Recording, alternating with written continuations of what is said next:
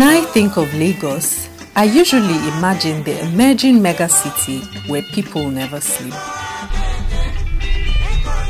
It's becoming the city for big men, the dreamers and the hustlers. Everyone keeps digging, hoping to strike gold. But there's a lot more to this center of excellence.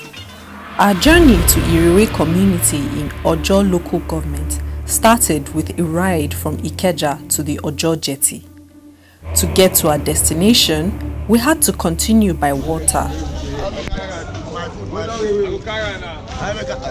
This handmade boat would be our vessel for the next 27 minutes.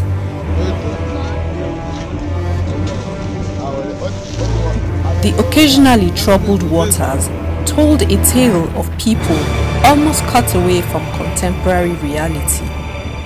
The cost of our travel by water in this area remains a ladder too high for majority of the residents.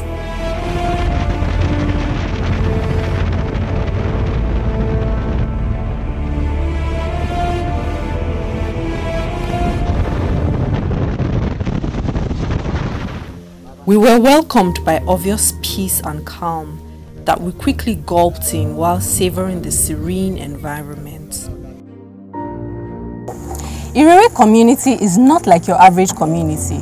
There are teenagers who've never seen cars, boys who have gari and fish for dinner, women who sell raffia mats, and men who dredge the sea for a living. But in all of these oddities lie a people with great hearts and great hospitality. Welcome to Irewe.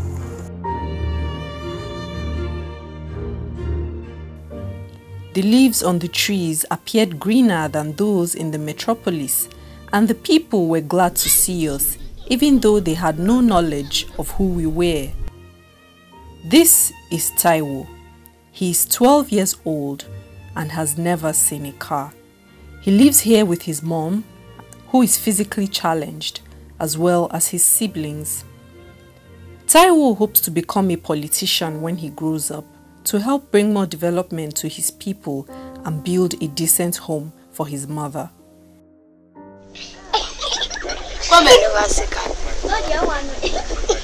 Do you want to see one day? What do you want to become when you grow up?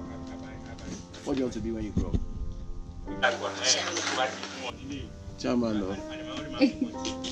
of local government. Yes. His father works as a dredger at the Ojo jetty and barely makes enough money to sustain the family. Taiwo's mother has no legs. She sits here every day making genuine efforts to support her family. She weaves these mats and on good days gets to weave at least 3 before the weekly market opens in Ojo town. If I do and plenty, I will carry and go Ojo. Seller. If I want one today, I go do like 3 or 2. I go sell them. I go, if I carry and go Ojo, 150. 150. I go sell one. So how much you go take here? How much you go take enter motor or the boat? If I can inside canoe, this one 20 naira. And 20 naira go collect. These people are predominantly fishermen and dredgers, but these two professions seem to be at loggerheads. According to UNICEF, Nigeria has achieved some economic growth rates in the last 5 years, but the growth has not been equitable.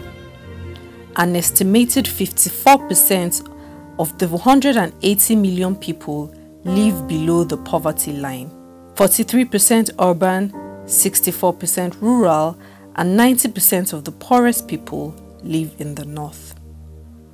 These teenagers also have their own tales to share.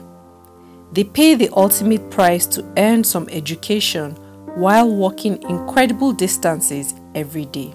These girls spend at least 4 hours on foot from their resident communities to their schools and back home. From here to Guinea, yes. From here to Etegbe. And that's what you check every day. Yes. go to school and come back. Yes. Okay. So what time do you wake up? Today I wake up in the 6. Okay. I do what I want to do in the house. Then I wear my clothes and I come to school. Like 8:30. I reach the school like 8:30. All through our stay in Irewe, we did not hear a motorcycle.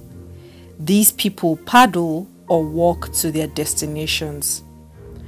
Our team's attention was drawn to this primary school where some children come to class without shoes and look forward to gari and water at lunchtime.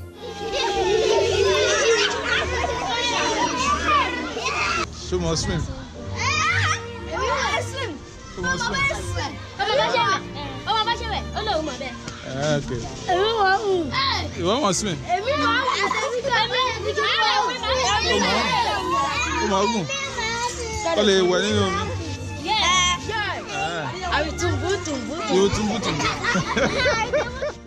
But their joy is sincere, heartfelt, and infectious. A chat with the principal and our walk across the school's facilities left us more worried than surprised. The teachers themselves also have some burden to bear due to the distance between Irewe and Ojo town. They normally come to school late now, to come around 10, so we have to wait for them. 9:30, 10, before they check down, then see boats that will cross them to this side and enable the people. And there are the roads are bad, water, mud. So it's when the God said they will now wear their stocking and sandal. Even during rainy season, so we will not go with their school bag because they can easily fall on the water on the road when they are coming. The cost of transportation and travel time spent to get here forces them to spend a few days here, but the living conditions are quite pathetic. In a day, I spend 1,000. For both, 600, so and so. 300 from 200 back. Then Morua to Express, 50 naira. Then from Yanoba to my house, 100 naira. And my own is the least to the other people that is coming from Yaniki and Bala side. I see the moon see me. God bless the moon and God bless me. Good night. Our quest for answers to questions from authorities led us to the palace of the Oba. He explained efforts being made to improve the living conditions of his people during his reign. Àwọn primary school tó ń wá sí àti àwọn ọmọ tó ń wá sí orílẹ̀ yìí láti máa ka secondary school wọ́n pọ̀. Wọ́n máa ń wá láti ìletò sí ìletò ni. Orí omi náà sì máa ń gbà. Kò sí àwọn tó máa wá tí ò ní gborí omi. Tán bá lè ṣe boarding school fún àwọn ọmọ wa. Tó yẹ pé àwọn ọmọ yẹn tán bá ti wà ní school, wọ́n wà ní school. Kò ń ṣe pé wọ́n máa lọ lójoojúmọ́ kán máa gorí omi lọ kán máa gorí omi bọ̀. Ìṣòro wà púpọ̀, Ọlọ́run náà là ń bẹ̀ kí Ọlọ́run ọba kó máa fi ṣọ́ ìṣọ́ wọn. He reveals to us the sons and daughters of this community who have gone on to make state and national impact, including former Deputy Governor of Lagos, Sarah Shoson. Regardless of our calls on government to provide basic amenities for people residents in riverine areas, we all have roles to play in helping our neighbors.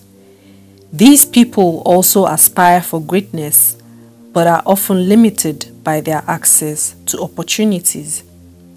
They are not lazy, neither are they less humans than we are.